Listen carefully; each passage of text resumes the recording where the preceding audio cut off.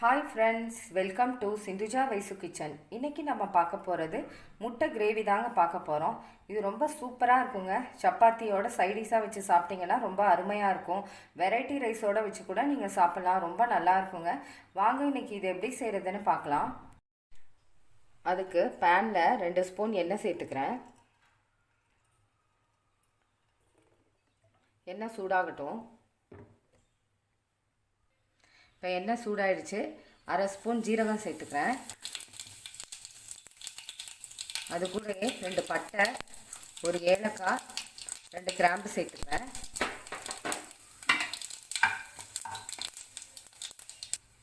இப்போ 2 பெரிய வெங்காயம் சின்ன சின்னதாக கட் பண்ணி வச்சுருக்கேன், அதை சேர்த்துக்கிறேன். வெங்காயம் நல்லா வதங்கணும். நல்லா பொன்னிறமாக வதங்குற வரைக்கும் வதக்கிக்கோங்க. இப்போ கொஞ்சம் நேரம் அப்படியே இருக்கட்டும். வெங்காயம் நல்லா வதங்கட்டும். அதுக்குள்ளே நம்ம ஒரு பேஸ்ட்டு ரெடி பண்ணிக்கலாம். இப்போ மிக்ஸி ஜாரில் 2 தக்காளியை சின்ன சின்னதாக கட் பண்ணி வச்சுருக்கேன், அதை சேர்த்துக்கிறேன். ஒரு பச்சை மிளகாயும் அதில் சேர்த்துக்கிறேன். கொஞ்சமாக கொத்தமல்லி தழை, நல்லா வாசனையாக இருக்கும், ஒரு ஃப்ளேவருக்காக இதை சேர்த்துக்கிறேன். உங்கள்கிட்ட புதினா இருந்தால் கூட அது கூட நீங்கள் சேர்த்துக்கலாம். இப்போ இதை அரைச்சிட்டு உங்களுக்கு நான் காமிக்கிறேன். இப்போ அரைச்சாச்சு. நல்லா இந்த மாதிரி ஃபைன் பேஸ்ட்டாக அரைச்சிக்கோங்க. இது அப்படியே இருக்கட்டும். இப்போ வெங்காயம் நல்லா வதங்கிடுச்சு. இந்த அளவு கோல்டன் ப்ரௌன் கலர் வர்ற வரைக்கும் நல்லா வதக்கிக்கோங்க. இப்போ இது கூட இஞ்சி பூண்டு பேஸ்ட்டு 2 ஸ்பூன் சேர்த்துக்கிறேன். அதுவும் நல்லா பச்சை வாசனை போகிற வரைக்கும் நல்லா வதக்கிக்கோங்க.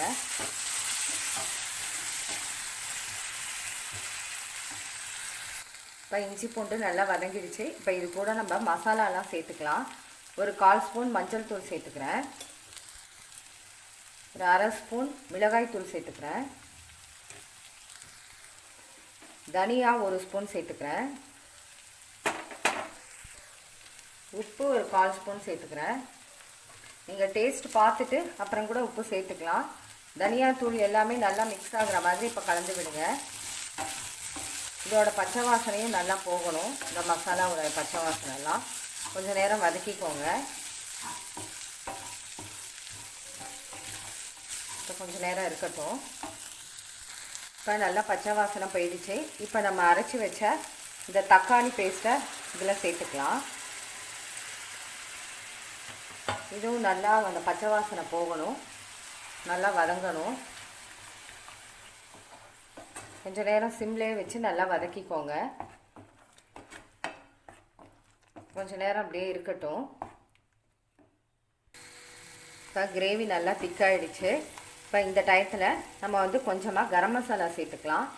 ஒரு 1/4 ஸ்பூன் கரம் மசாலா சேர்த்துக்கிறேன். இது ஆப்ஷனல் தான், உங்களுக்கு வேணும்னா சேர்த்துக்கலாம், வேண்டாம்னா ஸ்கிப் பண்ணிக்கோங்க. இது கூடவே இப்போ 1 ஸ்பூன் மிளகுத்தூள் சேர்த்துக்கிறேன். அதையும் நல்லா கலந்து விட்டுருங்க. கலந்து விட்டுட்டு கொஞ்சம் நேரம் இருக்கட்டும்.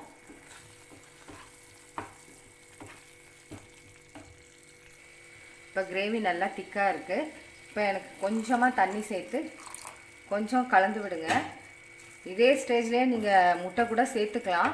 ஆனால் நான் கொஞ்சம் சப்பாத்தியோடு சாப்பிட்ற மாதிரி இன்றைக்கி கிரேவி செய்கிறேன், அதனால் கொஞ்சம் தண்ணி ஊற்றிக்கிறேன்.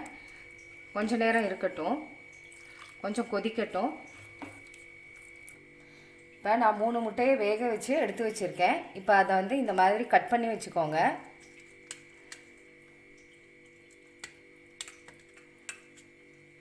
இப்போ தான் கிரேவியில் சேர்க்குறப்ப நல்லாயிருக்கும்.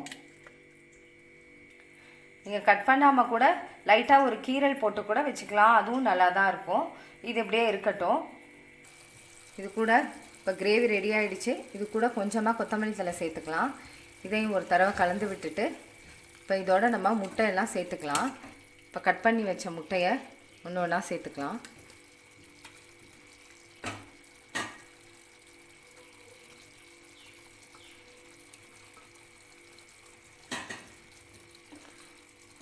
ஸோ இந்த கிரேவி இது மேலே நீங்கள் இந்த மாதிரி ஊற்றி விட்டிங்கன்னா நல்லா அந்த ஃப்ளேவர்லாம் அதில் இறங்கும். இப்போ இந்த மாதிரி எல்லாமே இது மேலே கொஞ்சம் கொஞ்சம் கிரேவி இந்த மாதிரி நீங்கள் ஊற்றி விட்டிங்கன்னா நல்லா அந்த ஃப்ளேவர்லாம் அதில் இறங்கும். ஒரு 5 நிமிஷம் அப்படியே இருக்கட்டும். அவ்வளோதாங்க, கிரேவி ரெடி ஆகிடுச்சு. இப்போ இதை ஒரு பவுலில் மாற்றிக்கலாம். முட்டை கிரேவி ரெடி ஆகிடுச்சிங்க. நல்லா டேஸ்ட்டாக வந்திருக்கு.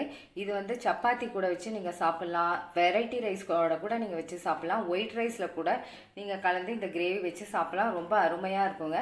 நீங்களும் ட்ரை பண்ணி பாருங்கள். இந்த வீடியோ உங்களுக்கு பிடிச்சிருந்தா சப்ஸ்கிரைப் பண்ணுங்கள், பக்கத்தில் உள்ள பெல் பட்டனை கிளிக் பண்ணுங்கள். Okay, thank you.